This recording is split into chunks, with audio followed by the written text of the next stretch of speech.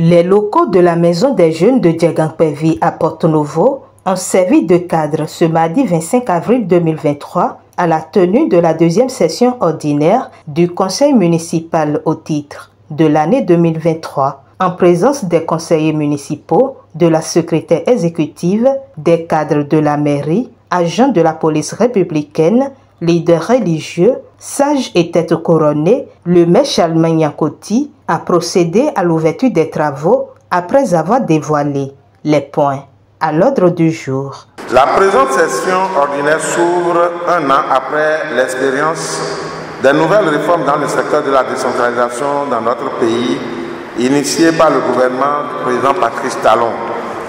Ce vent nouveau qui souffle au sein de nos communes impose de nouveaux modes de gestion et de management des collectivités locales en vue d'un développement local plus judicieux.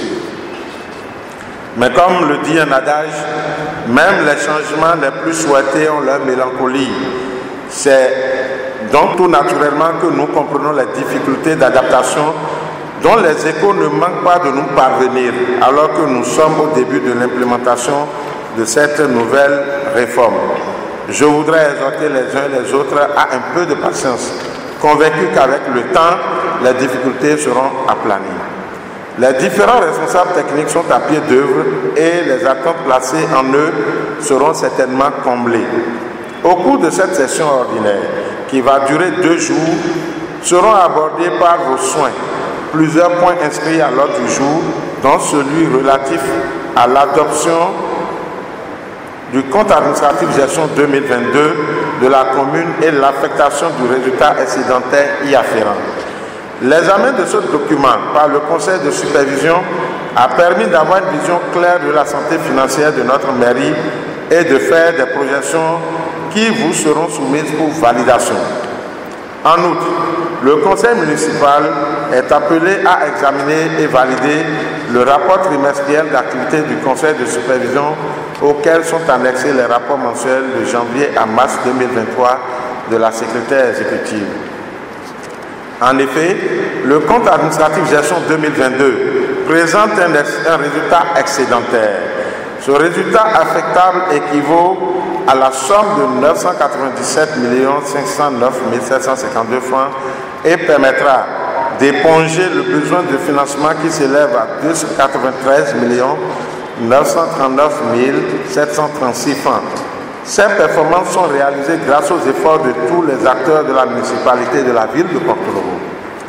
En respect des dispositions du Code de l'administration territoriale, nous soumettrons dans quelques instants au conseil municipal que vous représentez la proposition d'affectation du conseil de supervision quant aux résultats disponibles qui s'élèvent à 703 570 016 francs. Ainsi, le conseil de supervision souhaite-t-il que le dit disponible serve en fonctionnement au paiement partiel des moins perçus sur salaire du personnel pour un montant de 134 894 742 francs. Au remboursement partiel de la dette du CHUDOP pour un montant de 26 306 794 francs afin que le personnel de la mairie continue de bénéficier de soins de la prise en charge médicale. Ceci pourrait éloigner de nous les cas de décès que nous ne cessons d'observer. À la réduction de la dette de la CNSS pour un montant de 20 millions, et c'est le lieu d'insister sur le fait que priorité a été donnée aux retraités. À la réduction de la dette par rapport au bâtiment Olu-Sopé pour un montant de 32 millions de francs CFA et à celle de la SONEB pour un montant de 15 millions. Comme vous le constatez, la 4e mandature a fait l'option de mettre le social au cœur de ses efforts. En investissement, le conseil de supervision propose l'affectation du reste du résultat disponible à l'acquisition de matériel roulant pour un montant de 60 millions afin de booster la mobilisation des ressources propres, à l'aménagement des voies dans la ville pour un montant de 65 368 480 francs. Et c'est le lieu de remercier les mécènes qui ne ménagent aucun effort pour accompagner la ville dans la réfection des voies dans les zones de dépression grâce aux pavés de récupération sur les voies qui reçoivent actuellement l'asphaltage. Nous avons aussi souhaité soumettre la proposition de mobilisation foncière pour un montant de 100 millions.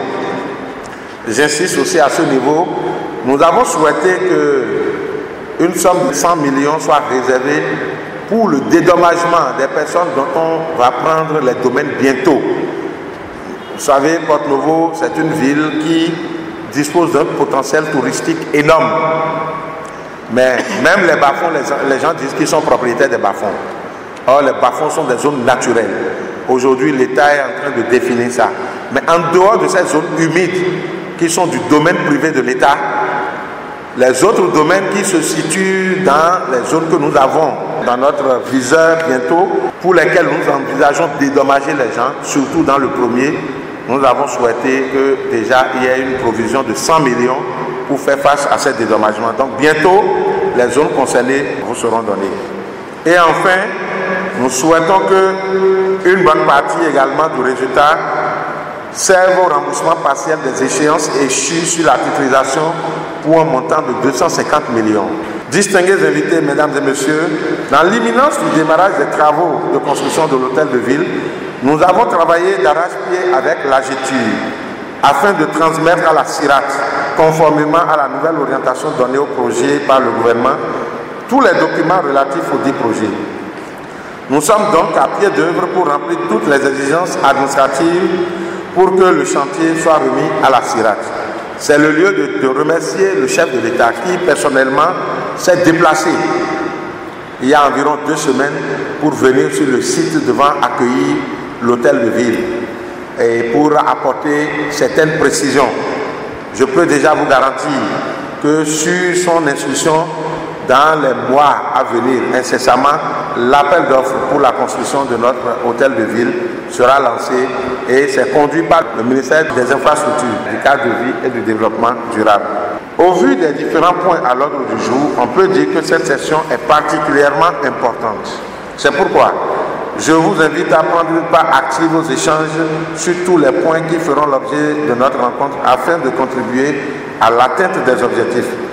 Tout en souhaitant plein succès à nos travaux, je déclare ouverte la deuxième session ordinaire de l'année 2023 du Conseil municipal de la ville de Porto-Novo, Adjatché, Corbonu, Porto-Novo. Vive le Conseil municipal de la ville de Porto-Novo.